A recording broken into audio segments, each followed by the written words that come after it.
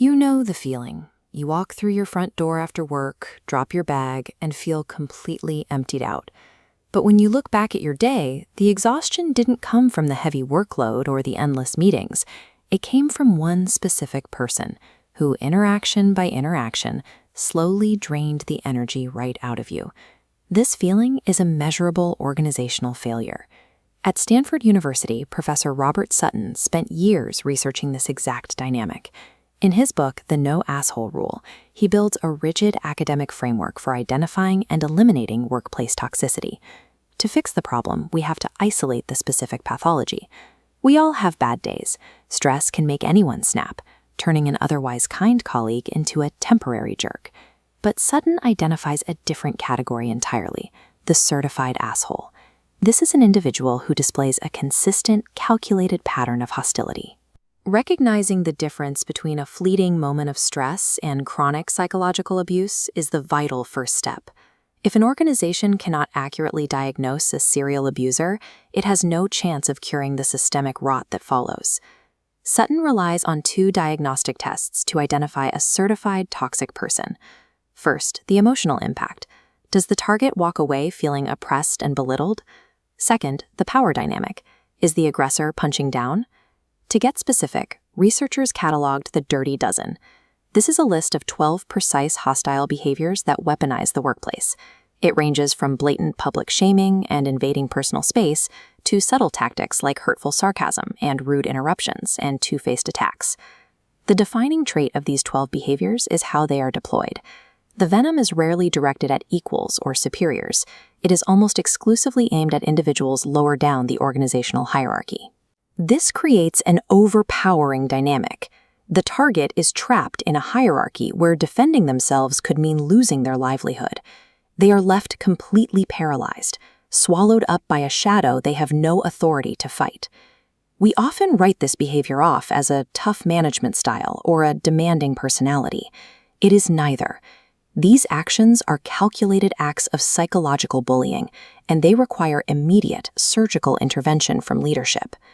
The damage to the direct victim is severe. Studies show that these small, accumulating acts of disrespect lead directly to clinical depression, severe anxiety, insomnia, and a total collapse of motivation. But the rot doesn't stay contained to the direct target. Psychologists call this behavioral contagion. It's the phenomenon where specific behaviors, particularly hostile ones, transmit rapidly across a social group, spreading like a virus. Look at this network model. When one toxic node becomes active, bystanders absorb the impact. Witnesses experience parallel anxiety and plummeting morale. As the unchecked individual normalizes hostility, contagion accelerates. Previously civil employees adopt toxic traits to survive. The idea that you can isolate a bad actor in the corner office is a myth. Keeping a chronic abuser on staff actively infects the entire surrounding environment, guaranteeing an eventual total cultural collapse. If the psychological argument fails to sway leadership, the financial data will. Sutton created a specific accounting metric to measure this damage, TCA, or the total cost of assholes. This chart illustrates the hidden financial bleed. You take the cost of constant employee turnover, add increased sick days and absenteeism, and stack on the hundreds of hours human resources spends managing the fallout. This forms a massive, hidden tax on the company's ledger. The final math is staggering. The TCA can easily reach up to 200% of the annual salary of a talented employee who resigns specifically to escape the abuse.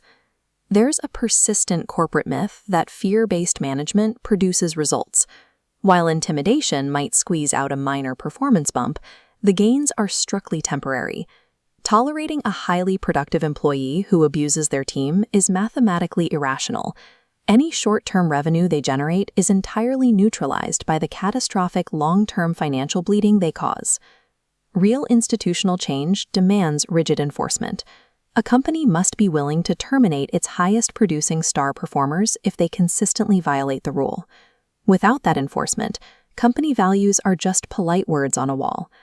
But if you are the target and cannot immediately quit, Sutton outlines strict survival tactics.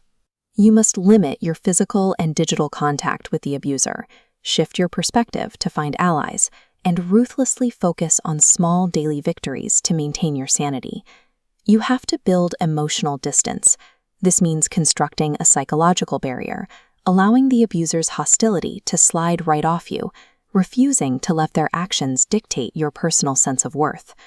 Remember, these are strictly temporary shields. They protect you while you plan an exit.